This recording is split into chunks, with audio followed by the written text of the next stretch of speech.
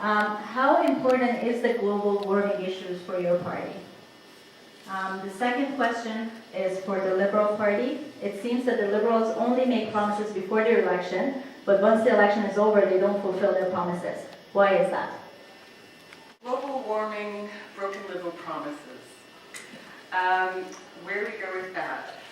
For the New Democrats, obviously, the environment is key to our platform. Everything that we put forward is anchored by a commitment and a strategy to reverse global warming, to reverse our carbon use, and to turn our entire being, every aspect of it, how we deal with the world, how we interact with one another economically, our trade relationships, and even our international positioning with respect to our friends around the world, is anchored around issues of dealing with the environment.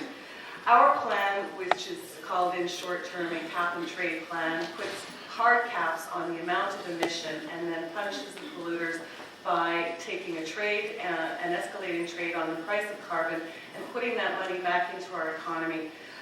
It's obviously quite a bit longer than that. I've synopsized it due to me running out of time, but I would really encourage you all to look at the full platform and see how issues having to do with the environment are interwoven into every element of our platform.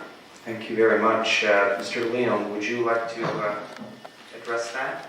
Yes, my pleasure. We do recognize global warming as an issue, and the way we will address this is to set up fairly strict guidelines as we can actually move the industry into a non-polluting environment. We have implemented a $6 million maximum fine for corporations that pollute and individuals that pollute up to $1 billion. These are fairly stiff fines, and they hope to serve as a deterrent. At the same time, the minister will have the right to shut down an operation if it's deemed not to be in compliance. At the same time, we also are setting up an environmental damage fund, an environmental innovation fund, whereby penalties and fines are going to be put into that fund to address ways that we can reduce our greenhouse gas effect and reduce various environmental damages. Thank you very much. Now on to the second question about election promises and so on. We go to Ms. Hall-Findlay. The first thing I can say is please do not believe the misleading rhetoric that you're hearing from the ad campaigns that are out there. And I want to highlight one of the most significant promises kept in the last number of decades in this country. In 1993, the Liberal government inherited a deficit, an annual deficit of over $40 billion, and an economy that was regarded as, in effect, the third world of the G8 countries, we were called by The Economist magazine. We had a debt to GDP ratio of the debt was two-thirds the size of the GDP.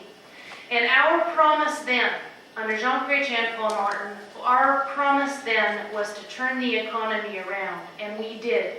And we didn't do it alone. All Canadians participated in that, and it wasn't easy. And yes, we cut transfers to the provinces. The provinces had to participate, municipalities did, but together we kept that fundamental promise. And after 8 balanced budgets, after turning it around, after seeing surpluses, after paying down debt, we left this government, this country, in terrific economic shape by 2005. That was one of the most fundamental promises kept we've seen in decades. And every time Stephen Harper gets up and says, in this time of real economic challenge, Canada's in good shape, you know why it's good shape? Because the Liberal promise kept to turn the economy around. Then look what happened. A promise that was kept through all of us working together through the 90s and early 2000s to put this economy in good shape. And in 2.5 years, this government has squandered it, has taken us to the brink of deficit, to the point where we do not have an ability to deal with the economic challenges that we have now. And we can see that with a Prime Minister who continues to have absolutely no plan to deal with this, contrary to Stéphane Dion, who does, and whose plan, interestingly enough, is very much the same as the efforts by Gordon Brown, Nicolas Sarkozy, and all of the other international leaders. That's the leadership we need in this country. Thank you very much. by 9 and 14%. We can do this and we can stimulate our economy at the same time. Thank you, Mr. Cole. Borrowed money in 1993, so when the provinces had to cut back, we can't go on borrowed money, and so the government made some very tough choices at that time. In 2005, the Liberal government came in with the most aggressive plan of the G7 called Project Green. I defy anybody in this room to suggest it wasn't more aggressive. I defy anybody in this room to say that we had a $10 billion expenditure put on the environment, the largest in history. I know that because as Parliamentary Secretary of the Ministry of Environment, I was responsible to help get it. And I will tell you, they said it was so green it should have been done on St. Patrick's Day. There's no question that the economy grew during the 1990s under the Liberals. And a lot of jobs were created, a lot more people were paying money. So yes, the economy expanded. But you know, at least we weren't being funded by the climate change deniers. So I would suggest to you that when it comes to climate change, I would put the record of Stéphane Dion on the platform and say that we are the party that's green, because we actually have done something in that regard. And on the 14th of October, when you go out to vote, you're going to vote not only for yourself, but for your children, for your grandchildren. And I would trust that whoever you vote for, and I'm sure they're all worthy individuals around this table, make your vote count. Thank you very much, and thank the Canadian-Iranian Congress for putting this on, and for all of you. And just on the issue of education, transfer payments, we do not transfer money to the provinces for elementary and secondary schools. We do transfer some money for French language, but it is the post-secondary that we deal with. And so for the young fellow that came forward, and I admire his question, unfortunately we can't answer directly, but we can ensure that you don't have the kind of burden that unfortunately people come out with from university for student loans at the end, and that's something we're committed to deal with. Thank you very much, and good luck to everybody.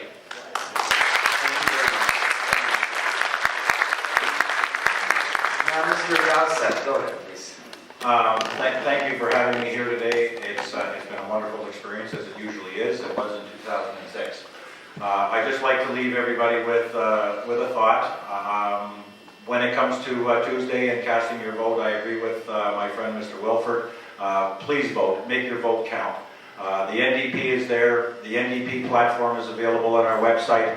We are the party that is going to stand up for you and your families for the next 2 years, 4 years, or 8 years, whatever it happens to be. The NDP has grown in number of members of Parliament.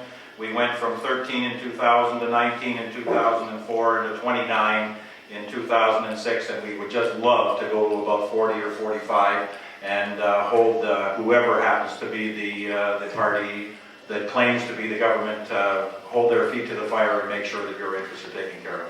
So on Tuesday, vote NDP. Thank you. Thank you very much. I've got to say that whenever I hear Liberals talking about the environment and remedial action, I'm reminded of the Beatles' Across the Universe, words falling like endless rain into an empty cup. The Liberals can talk the back leg off a dog on the environment, but they never get anything done. They wasted 13 years after signing Kyoto. The Harper government, in less than 2 years, and despite obstructionism from the opposition parties, passed the first significant legislation to actually reduce greenhouse gas emissions and other general pollutants. The targets are to reduce greenhouse gas emissions from the 2006 base year, when our government took power, by 20% by 2020, and to cut all other pollutants in half by 2015. But the more significant work on the environment done by the Conservative government is leadership internationally at the recent G8, where for the first time, and recognizing that Canada is responsible for only 2% of the world's greenhouse gas emissions, for the first time, Canada's leadership, recognized by The Economist and other international newspapers, brought some of the largest emitters, India, the United States, and Russia, to begin talking, to start the dialogue. It's going to be slow, but they're now talking about joining an international remediation effort to cut down on greenhouse gas emissions. We've still got to work on China. But it's no good Canada going alone with moral leadership alone. Canada has to. Thank you very much.